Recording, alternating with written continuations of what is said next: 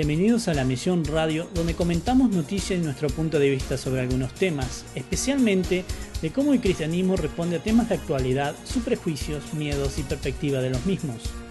A este programa le he titulado La crítica en el cristianismo.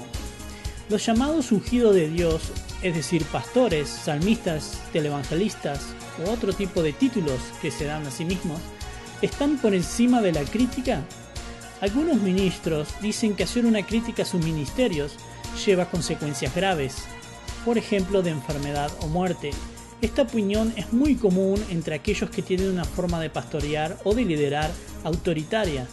Las personas que siguen a estos líderes aseguran que ellos poseen un derecho de parte de Dios a tener autoridad incondicional. No estar de acuerdo con cualquiera de sus enseñanzas o prácticas es como cuestionar al mismísimo Dios.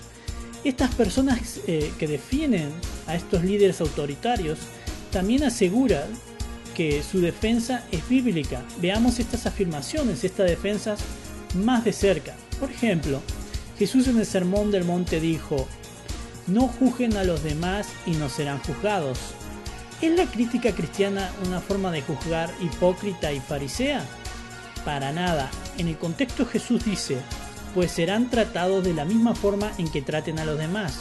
El criterio que usen para juzgar a otros es el criterio con el que se les juzgará a ustedes.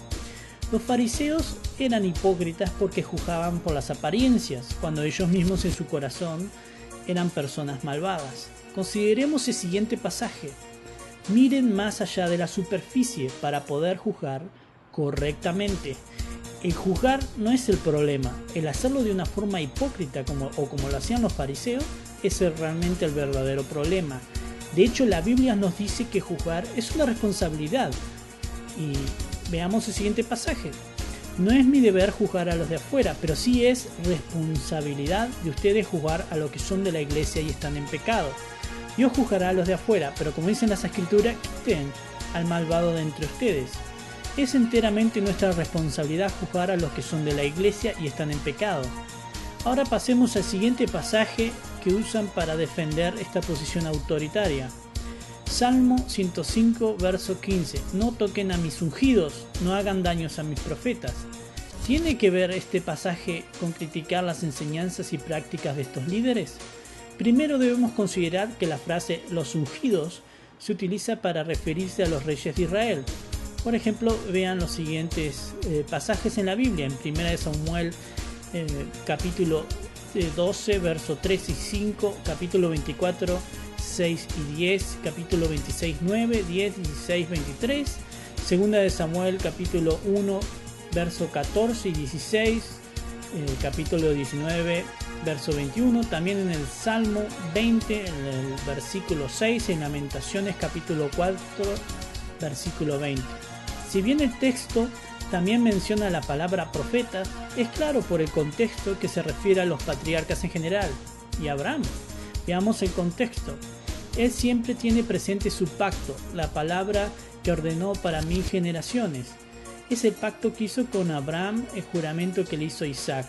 Se lo confirmó a Jacob como un decreto, a Israel como un pacto eterno. Cuando dijo: te daré la tierra de Canaán como la herencia que te toca, aun cuando eran pocos en número, unos cuantos extranjeros en la tierra que andaban siempre de nación en nación y de reino en reino, a nadie permitió que los oprimiera, sino que por ellos reprendió a los reyes. No toquen a mis ungidos y no hagan daño a mis profetas. Y esto no va a estar, esto se refiere a una parte en Primera de Crónicas que habla de esto, y cuando habla, ¿no?, de que iban de nación en nación, de reino en reino, pero Dios no permitió que los oprimieran. Por amor a ellos, Dios les advirtió a los reyes: no toquen a mis ungidos, no maltraten a mis profetas. Abraham era profeta.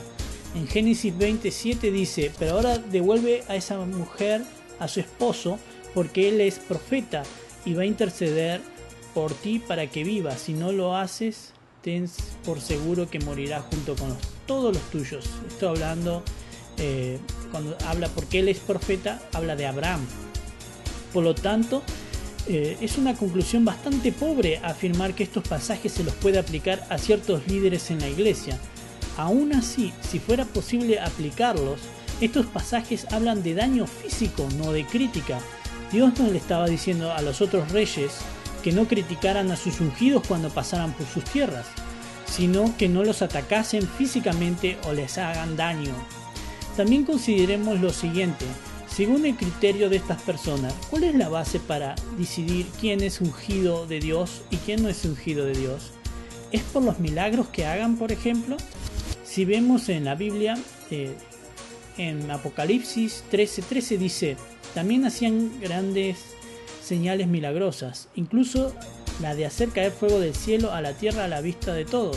Según Tesalonicenses 2:9 dice: el malvado vendrá por obra de Satanás con toda clase de milagros, señales y prodigios falsos. Como vemos en la propia Biblia, los milagros no son garantía de que esta persona es un ungido de Dios.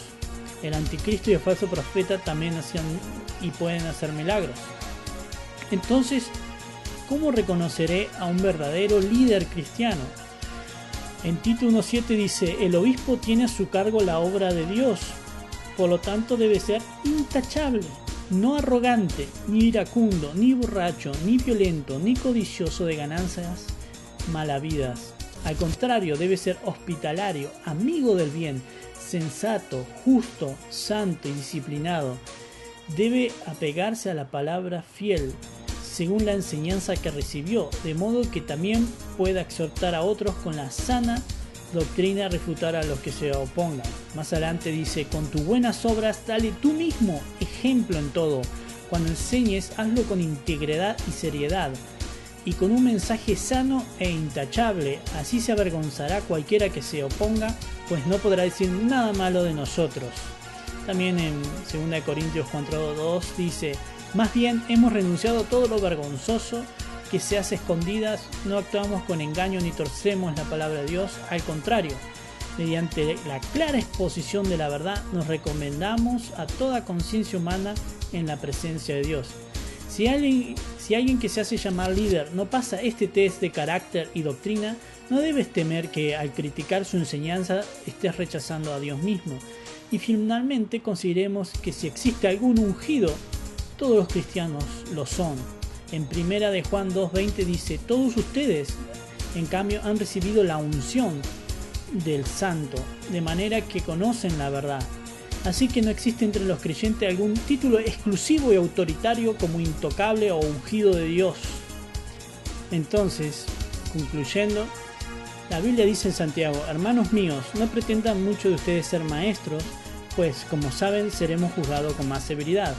Los líderes cristianos deben de ser cuidadosos y responsables con los que enseñan, dado que al que más se le confía, más se le exige.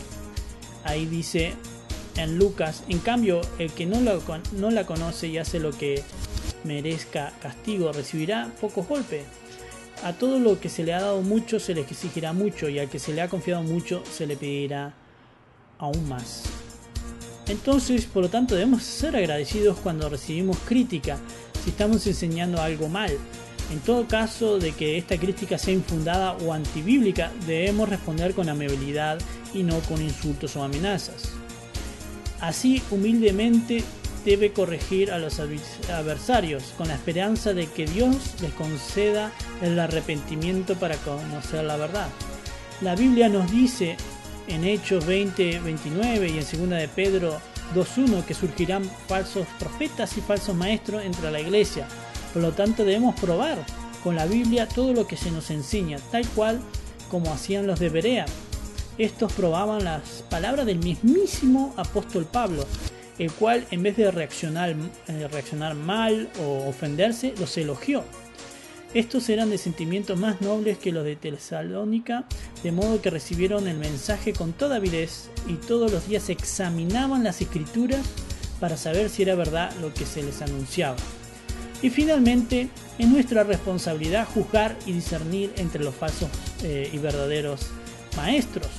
Tal vez si más cristianos hubieran asumido esta responsabilidad, hoy en día no habrían tantos falsos maestros y ladrones que le roban a la gente en el nombre del cristianismo. Muchas gracias. Esto fue lamisionradio.com y te invitamos a que visites nuestro nuevo sitio cristianismopráctico.com. Muchas gracias.